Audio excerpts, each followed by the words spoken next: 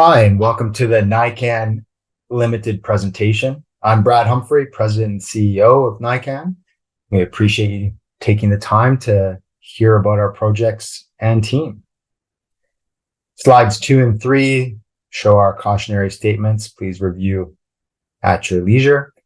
So what is NiCAN? NiCAN was established in 2021 with the idea of focusing on known mining jurisdictions with existing data and infrastructure and seeking out nickel sulfide projects.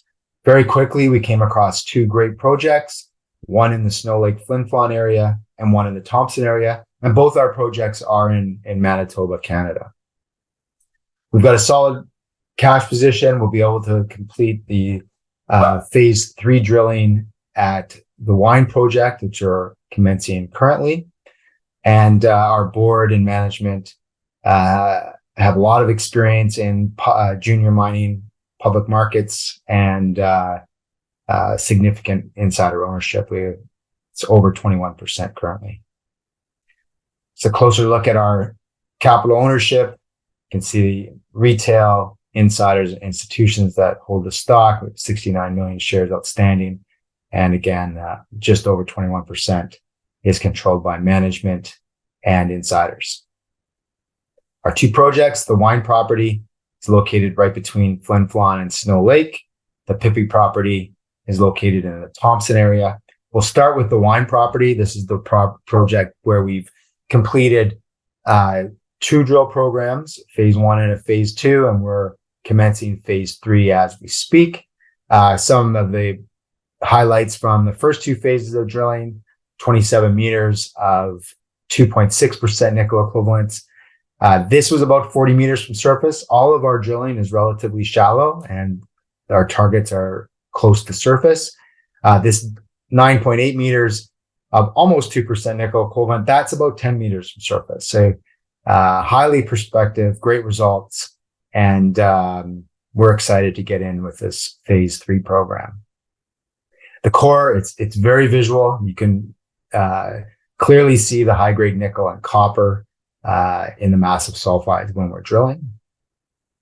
To orient you a bit, the red outline you see here, that is the Wine property. We've been primarily focused on the north. There is PGM, copper, nickel potential in the southern part of the property. We aren't focused there currently. We're largely focused in the Wine gabbro up here. And those high-grade results that I showed earlier came from what we're referring to as the Wine occurrence, and that's located right about there. So lots of activity in the area, existing deposits, existing mines, and it's been quite a good area for permitting. It's very quick, and it seems to be quite an economic part of Manitoba. There was some historical drilling on the property down the western side in the volcanics. This was largely done looking for VMS targets, and rarely were these drill results assayed for nickel. When there were assays for nickel, they did come up with some pretty impressive results. This hole here, number 302, returned 6 meters of 1.3% nickel. And that was done. That's a Hud Bay hole historically. We believe we have, within the gabbro, we believe we have a pod or lens system of high-grade nickel. We know we have a number of pods here at the Wine occurrence.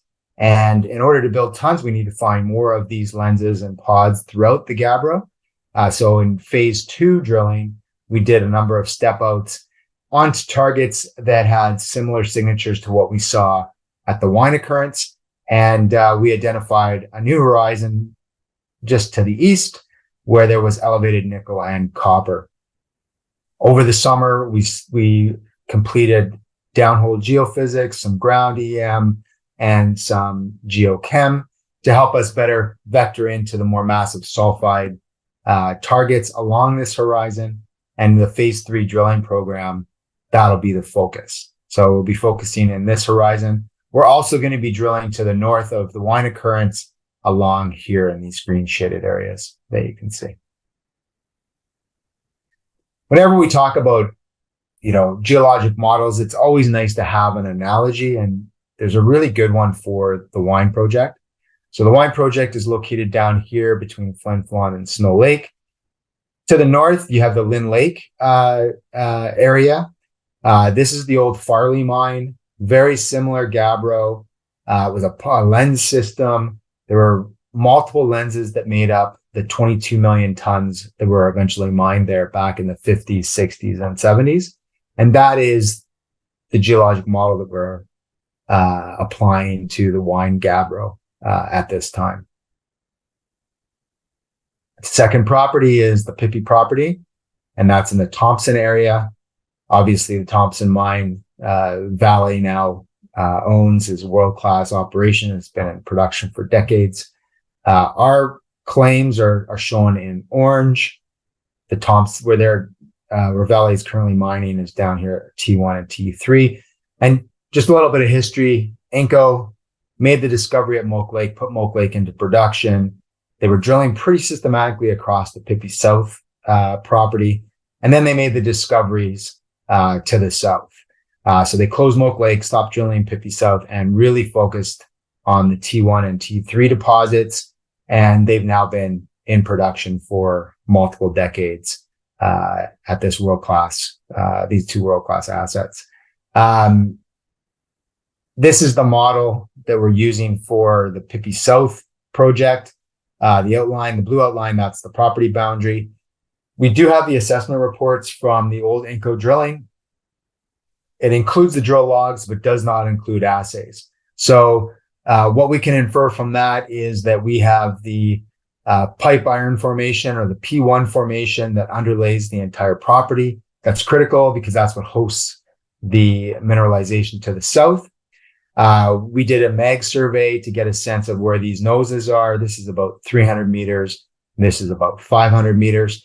And we note from the drill logs also, outside of the fact that the P1 formation underlays the property, is that they intersected nickel sulfides in multiple areas over pretty reasonable widths. They just didn't really get down into these noses. So our first targets would be to set up a rig and drill down into these targets where we have nickel sulfides noted in the drill logs.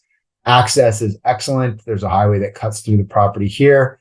We have the town of Thompson, the airport, everything's down here, and here's that highway that cuts through the property. So as soon as this is permitted, we could mobilize quite quickly. And if we do have meaningful grade, you can see that this property could become a pretty significant target for NiCAN. Another analogy. So of course, we're using the T1 and T3 deposits as the analogy for the Pippi South project. We have that critical host rock, and we do have the drill logs that note nickel sulfides are hosted there. Our board, a lot of these names you probably recognize. Lots of experience in capital markets, lots of experience in junior companies, all the way through to producers, development experience, exploration experience, First Nations consultation experience. So an excellent board for a company of our size. And the management team, Sean Heinrichs, a lot of experience in the junior mining markets, our CFO. Bill Nilsson, decades of experience in exploration, is focused on the wine property. And Stan Klemmer, is also decades and decades of experience, is focused on the Pippi property in the Thompson area. And with that, I'd like to thank you for your time. If you have any additional questions or would like any additional information, please feel free to reach out through our website. It's www.nicanltd.com. And thank you.